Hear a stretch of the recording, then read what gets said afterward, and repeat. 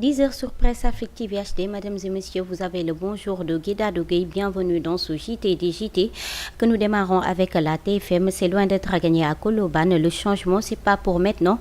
Les commerçants regrettent cependant le manque de communication. Quel impact après la visite du Premier ministre?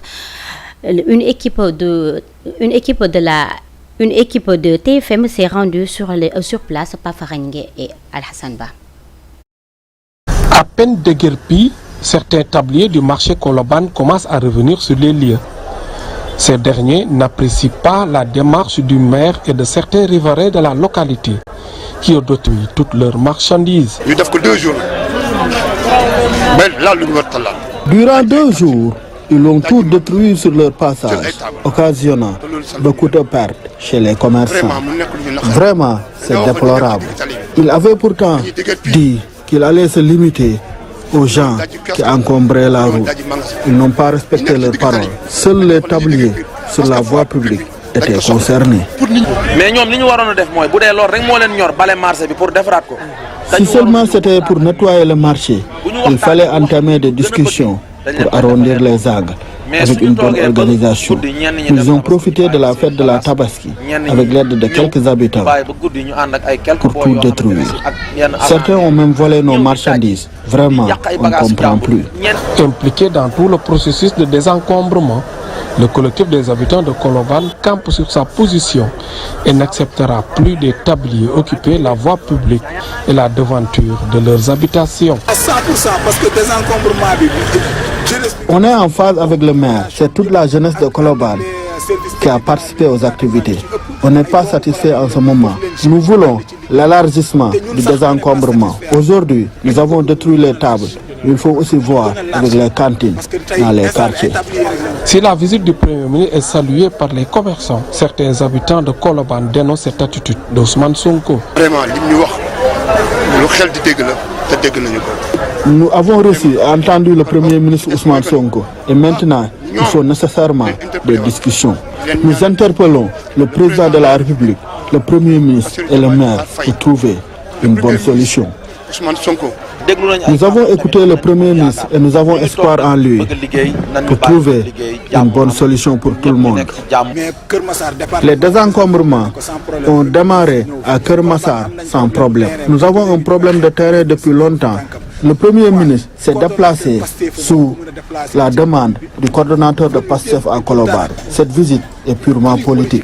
Quelques heures après l'opération de désencombrement qui a entraîné une vive polémique avec l'intervention du Premier ministre, le marché Colobane a retrouvé son ambiance des grands moments comme Toujours dans cette même lancée polémique après la visite du Premier ministre au marché Colobane, Ousmane Sonko dit n'avoir pas été informé de l'opération des déguerpissements. Le maire de Gueule Tapée face Colobane, Abdoul Aziz Paye, considère qu'il y a un manque de coordination au sein du gouvernement. Il estime que toutes les personnes concernées ont été avisées à temps et revient sur les différentes étapes avant le déguerpissement. Presque un mois. En réalité, quand la circulaire du ministre de l'Intérieur est sortie, et après de multiples demandes des populations et des riverains de Colobane, une forte opération de désencombrement a été entreprise avec les services de la mairie, les autorités administratives, les commerçants et les populations. Et pour parer à toute éventualité, nous avions pris les précautions d'usage nécessaires, non seulement en écrivant à toutes les autorités administratives, que ce soit le sous-préfet de Dakar, le préfet de Dakar, le gouverneur de Dakar, afin de les tenir informés. Et ensuite, nous avons mis en place un comité ad hoc, regroupant non seulement les services compétents de la mairie, mais aussi tous les délégués du marché de Colobane et ensuite les populations pour pouvoir vulgariser l'information, faire des démarches nécessaires auprès des occupants, leur expliquer ce que nous sommes en train de faire et la décision qui a été prise par les autorités étatiques. Et c'est après avoir informé tout le monde, après avoir sensibilisé tout le monde, que la date du 29,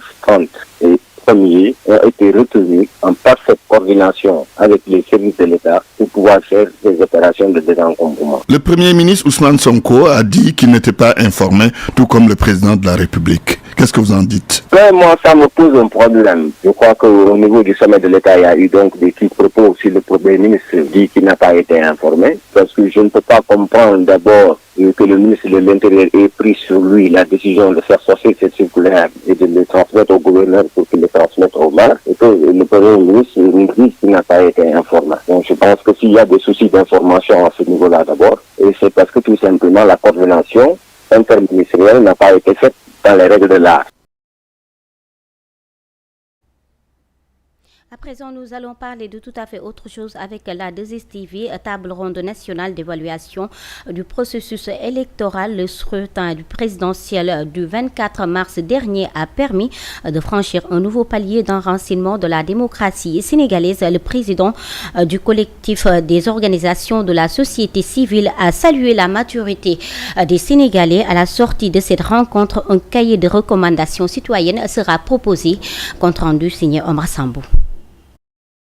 Par le programme Nyepi élections de l'USAID, la société civile a pu faire le monitoring des élections locales, législatives et l'élection présidentielle. Ce programme a permis le financement des campagnes de sensibilisation, d'observation et de déploiement d'observateurs. En outre, c'est pour tirer le bilan de ce travail que les différents acteurs ont été conviés à la rencontre du jour. Donc aujourd'hui, on est en train de faire cette table ronde pour justement tirer les leçons de ces élections. Parce que nous avons eu à capitaliser toutes les élections en pointant du doigt ce qui a marché, ce qui n'a pas marché, les forces, les faiblesses de notre système électoral.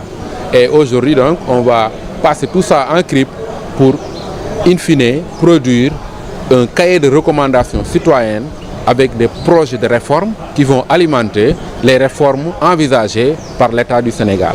Tirer le bilan de l'élection présidentielle 2024 en renforçant le système électoral, c'est la mission que s'est fixée les nouvelles autorités sénégalaises.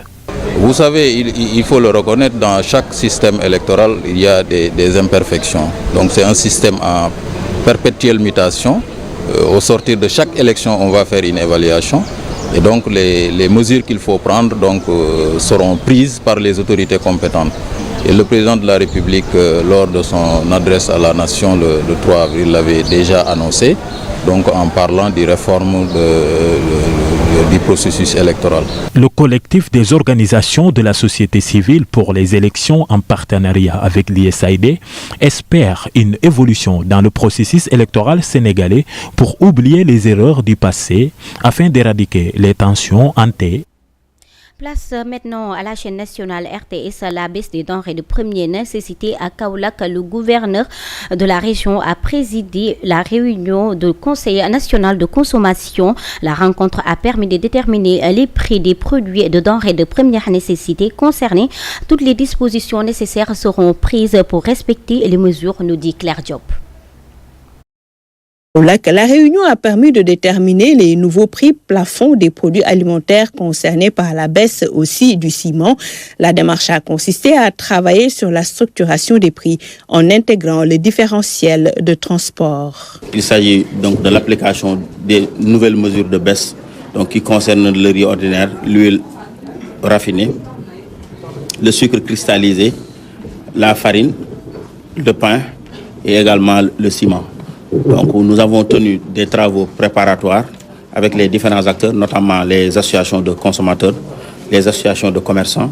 Cela nous a permis donc d'aboutir à ces prix qui ont été présentés tout à l'heure. Et concrètement, il a été retenu. Pour l'huile, donc le bidon sera vendu à 19 140 francs et 1000 francs le litre au niveau du détail.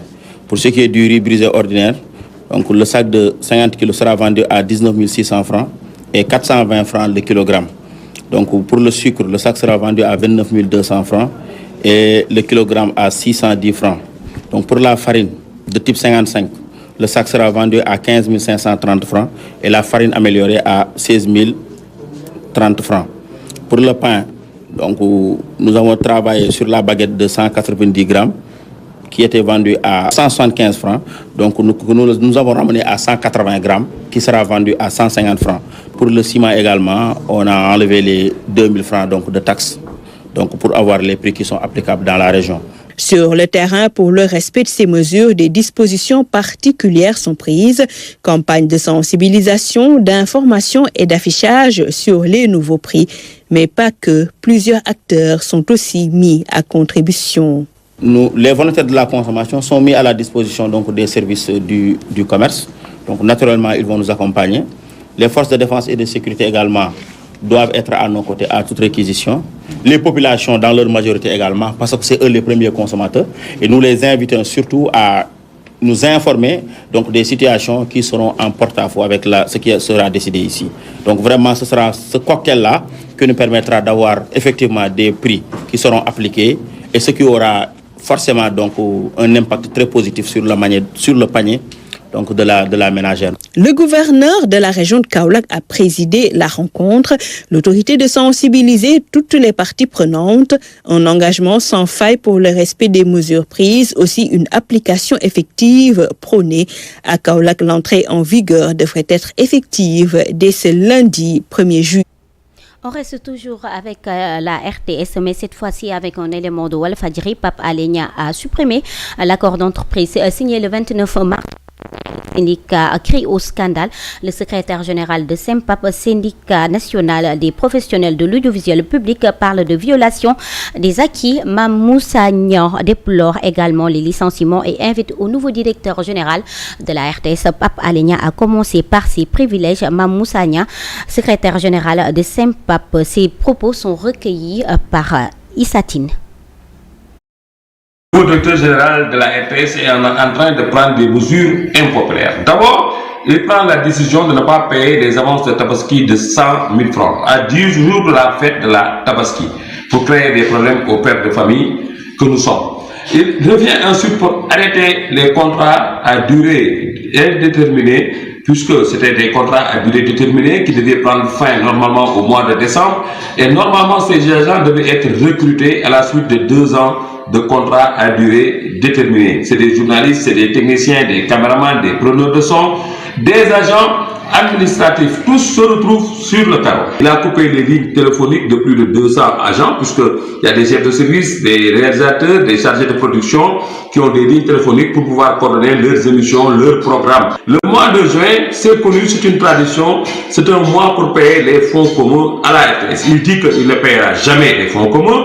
Il file droit vers le 13e mois pour dire que désormais, le 13e mois ne sera plus payé à la RTS. Pape Alé Niang, plus grave encore, revient pour remettre en cause l'accord d'entreprise qui a été signé il y a de cela plus de 3 mois. Comment vous pouvez comprendre des agents qui ont reçu leur salaire depuis 2 mois, 3 mois, à travers un accord d'entreprise qui a été signé après plusieurs années de négociations? Pape Alé Niang revient aujourd'hui pour demander à la direction des ressources humaines de la RTS de changer tous les bulletins de salaire de plus de 800 agents. Changer les bulletins de salaire avant le 5 pour pouvoir diminuer tous les salaires. Et à ce même moment, lui, Pape Alé Niang, a ses 5 millions de mois par mois dans sa poche. Au lieu de démarrer par diminuer son propre salaire de 5 millions, il commence par diminuer le salaire des agents de la RTS. Ce que nous n'accepterons pas. Les agents de la RTS ont décidé de tenir ce mardi à 15h une assemblée générale pour barrer la route à Pape Alé Niang qui est prendre. Et voilà, c'est cet élément qui met fin au JT des JT. L'information revient à Wolof à 11h. Ce sera avec Malé Mboub. Quant à moi, je vous donne rendez-vous à 12h dans votre bloc d'information médicale.